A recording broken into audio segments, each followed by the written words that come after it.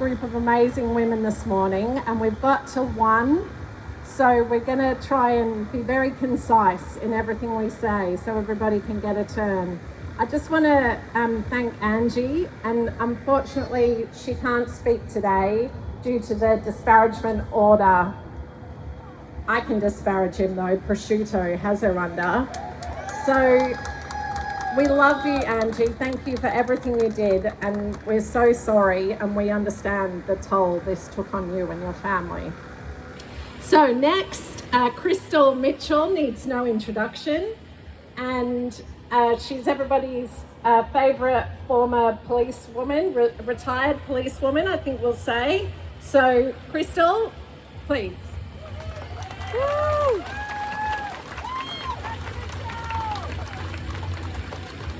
Hello everybody, thank you so much for coming. I stand before you not just as a woman and not just as a former police officer, but as someone who has seen firsthand what happens when ideology trumps reality, when truth is silenced, and when those entrusted to protect women turn their backs on us. Victoria passed these anti-vilification laws, so-called. They tell us it's progress. They tell us it's about safety, about inclusion. But let me tell you what it really is. A gag order. A legal muzzle strapped across the mouths of women who dare to say the obvious. That sex is real, that biology matters, and that safeguarding children and women is not hate speech. These laws are not a shield, they're a sword wielded against women who speak the truth. They've expanded vilification protections to include gender identity, effectively criminalising dissent, shutting down debate, and threatening women with jail time up to 5 years for asserting our own boundaries. Let that sink in. A violent man can walk free with a slap on the wrist, but a woman who refuses to call a male rapist she could be dragged through the courts. They've made it a crime to say no. To say women's spaces are for women, to say he is not a she. 5 years in jail for defending reality. Only women menstruate. Women have XX chromosomes and men do not. These are not controversial. This is biology. They are the truth. 5 years in prison. You know what else gets you 5 years in Victoria? Trafficking cannabis. Possessing an unlicensed firearm, recklessly causing serious injury, committing perjury in court. So I ask you, how desperate and hateful towards women must a government be to equate a woman speaking about biology with someone who breaks bones, with someone who lies under oath? Those two blokes at the G a few weeks ago with those guns, they could get less jail time for that than you will for saying males cannot be lesbians. This isn't about your safety. This isn't about kindness. This is about power. It's about the control of speech, the control of thought, the power to redefine a woman. And when woman means nothing, we mean nothing. This law is a political weapon. It's state-sanctioned gaslighting, and it forces us to say things that we know are false, and it punishes us for saying things that we know are true.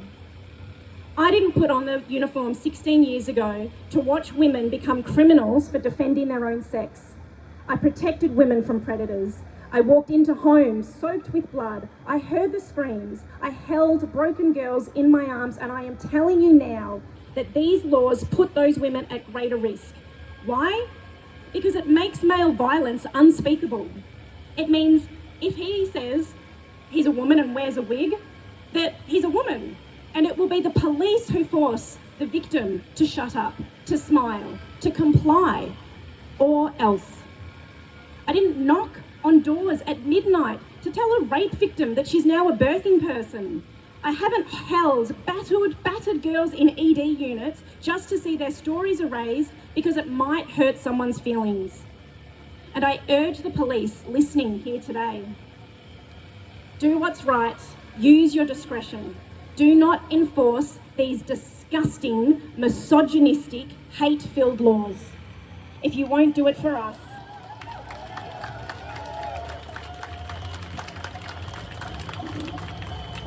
If you won't do it for us, do it for victims. And if you won't do it for them, do it for your own daughters, your wives, your families. We are not hysterical, we are not bigots, and we're not hateful. We're truthful. And for that, we're being vilified by the very system that once swore to protect us. This is not inclusion, it's erasure, it's obliteration. And they've taken our spaces, our toilets, our change rooms, our sports, and now they want our voices too? No, not today, not ever. We will not back down, and we will not be erased.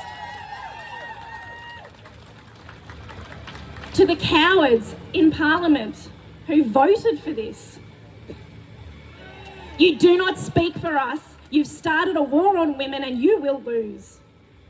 To every woman in this crowd, raise your voice louder. This is your moment. Hold the line, speak the truth, refuse to be erased.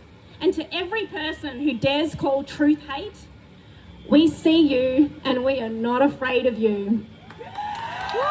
And we are not going away. Because women are not a hate group. Truth is not a crime. We are reality, and reality does not need permission to speak.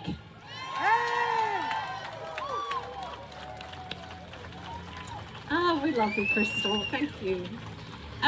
All the women who know they're speaking, if you want to come over here so you know that you're going to be speaking soon, that'd be really great. And I'd actually love Carol from Lesbian Action Group if you're able to wander over, Carol, while I introduce you to speak next. I think we all need to recognise that these men who say they're women, the first women that they targeted were our lesbian sisters. And I'm not really the right person to talk about how fucking disgusting that is and how the Australian Human Rights Commission should die in shame for outlawing lesbians. What? But I'll stop swearing and hand over to Carol, who can speak about these issues much better than I can. Thanks, Carol. Hey, Carol!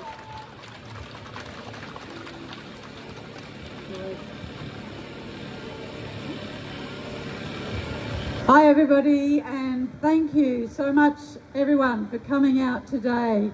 Brave people, one and all. And thank you to the police for keeping that mob away from us so that we can actually hear what's being said today.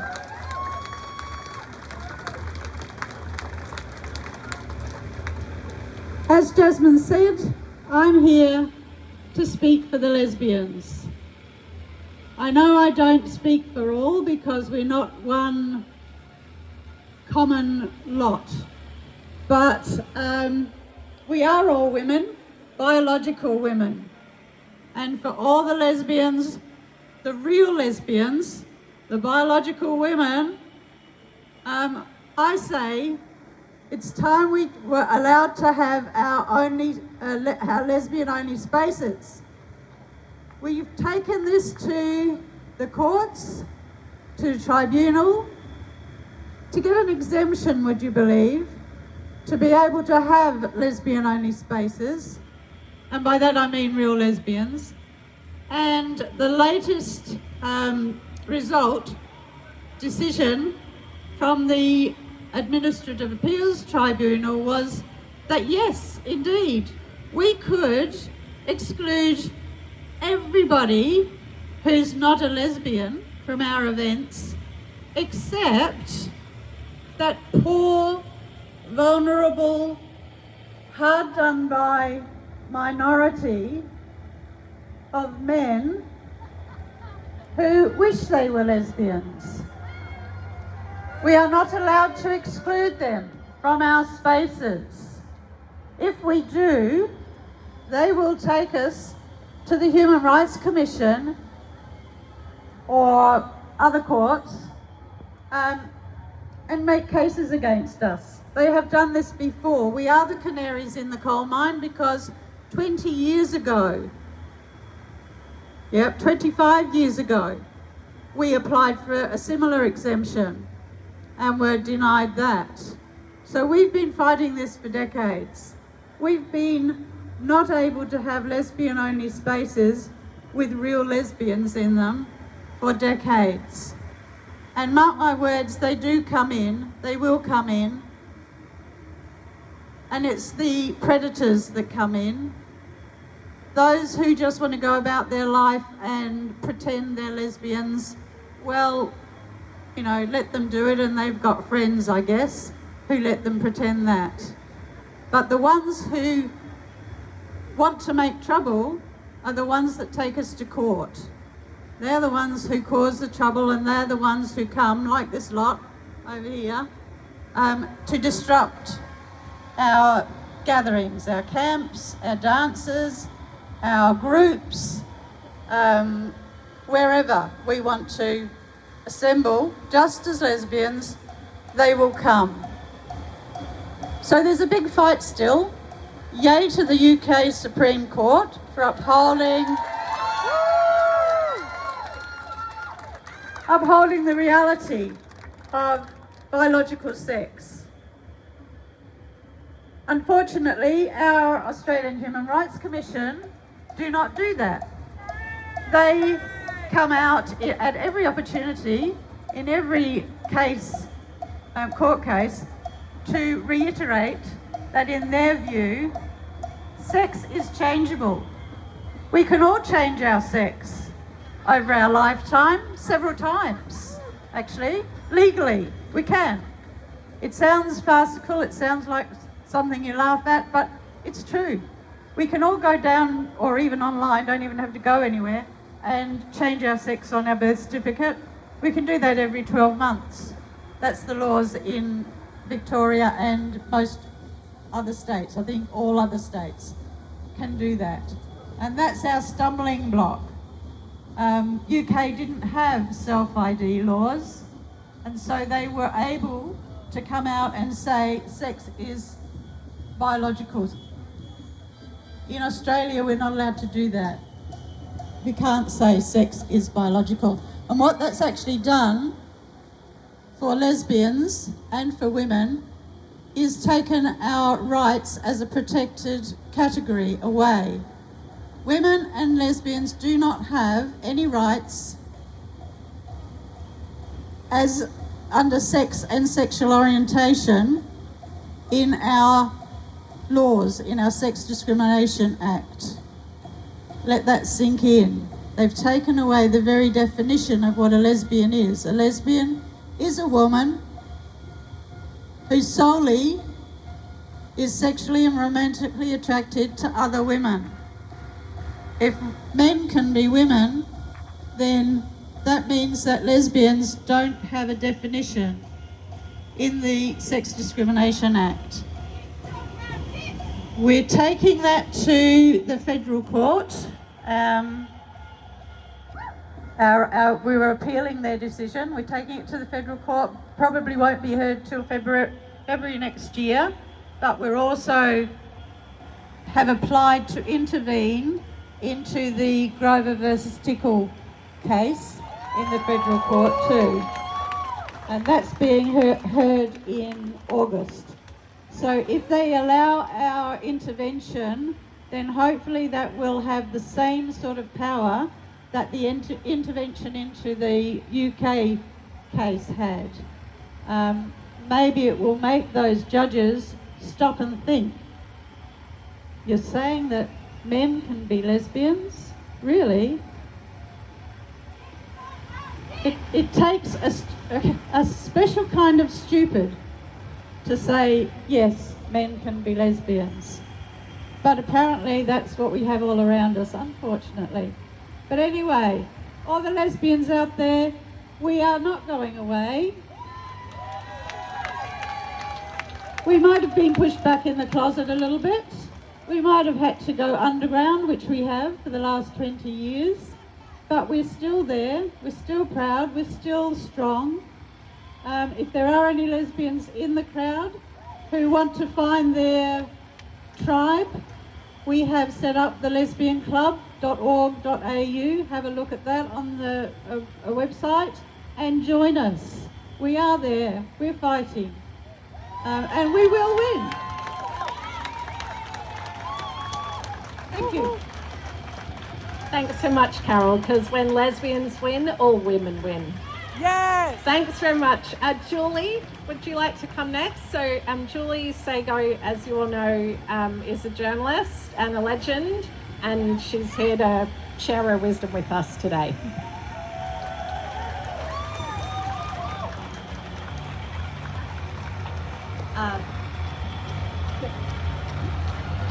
Yeah, has to go right down. Thank you, everyone. Look, I have to say that I really never expected to find myself speaking at a rally. And that is because as a journalist, I always believed that I had to be at arm's length from activists.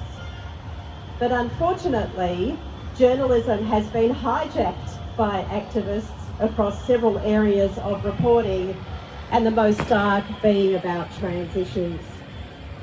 So some of you will know that I was actually here at the infamous Stuck in the Middle with You rally in March 2023. I came out of journalistic curiosity. I was taking notes. There's even photographic evidence of me doing that. I was wearing a mask because I was just recovering from COVID, not because I didn't want to be recognised, unlike our friends over there. And I cringe when I think about the aftermath of that, because I was at the time a freelance columnist for The Age, and I rang my editor and I said, hey, I was at that rally.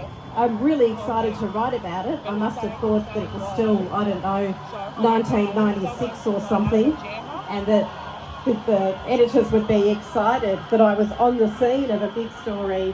But actually, as it turned out, the fact that I had even been here was taken as a sign that my reporting couldn't be trusted because I was too close to activists. So notice how the kind of centre of gravity shifts a bit. The person who hews towards biological reality is deemed out there, whereas the reporter who believes that unicorns are real, they're fine. Anyway, the irony was that after I wrote a piece, I dared to report about detransitioner Jay Lagadinos, the Age newsroom arranged to have a trans activist in to speak to journalists about avoiding harm in their reporting. So that was an actual activist that they got in. Now, I'd be okay with that, as long as they got someone in from, say, the LGB Alliance to talk about how, in their perspective, gender identity ideology has harmed their community. Now, we often talk about gender affirming care as a potential medical scandal, and if that's the case, and there's no doubt that gender affirming care leaves children with very serious consequences as adults, sterility and sexual dysfunction, if that's in fact the case, then it has to be said that it would never have got this far if it wasn't for journalists and their journalistic malpractice in not reporting this area properly.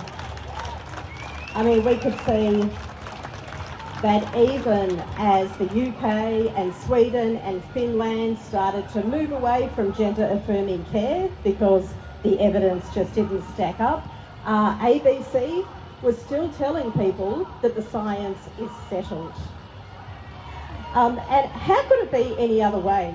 Because what a lot of people don't know is that the bodies in journalism that actually set standards for the industry, so for instance the Press Council, which adjudicates press complaints, and the MEAA, Journalists Union, has allowed guidelines on reporting in this area to be entirely written by trans activists.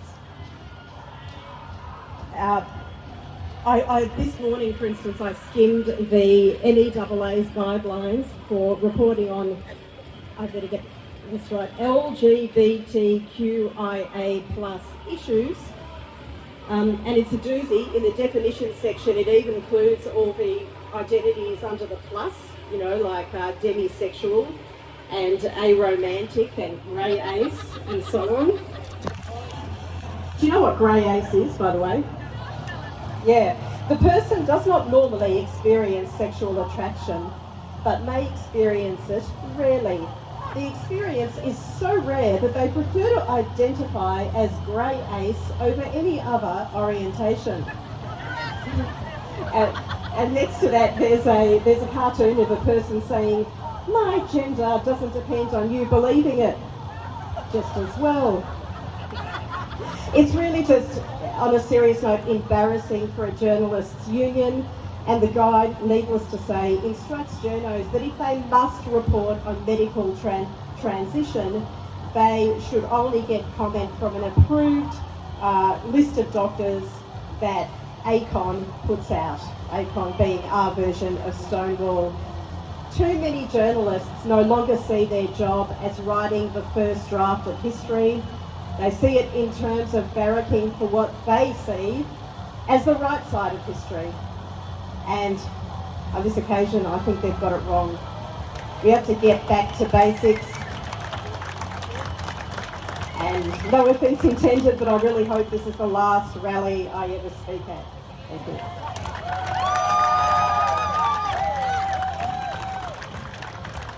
Me too. I hope we don't have to come back here again.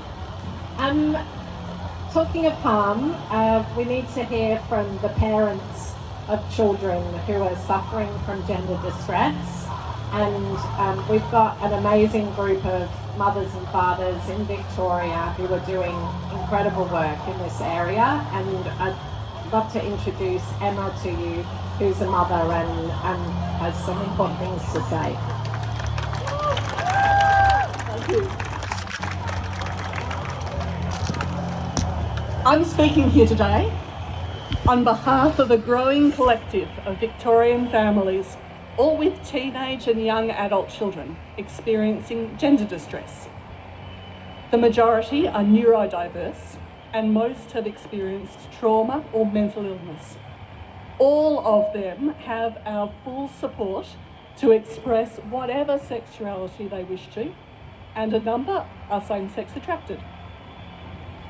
In many cases, schools have intentionally excluded parents from discussions regarding their child's gender and have socially transitioned them without consent. And teenagers that have socially transitioned at school often start medicalising as soon as they reach 18. Some doctors will write scripts for cross-sex hormones without psychological assessment or understanding of their full medical history. The school-to-clinic pipeline is very real. And unlike our children who think they're immortal, we understand the long-term risks they are taking of sterility, chronic pain, possible incontinence, heart attack, cancer, or hormone-induced depression, among others. The current system discourages mature reflection, prudence, and caution with the disparaging word gatekeeping. One distressed teenager was told by a school counsellor that they would probably suicide if they did not transition. Of course, they started on hormones. Another recognised that it was the encouragement toward transition that they received at school that fuelled their distress and disgust with their own body. Despite this insight and a complex mental health history, they also started on hormones.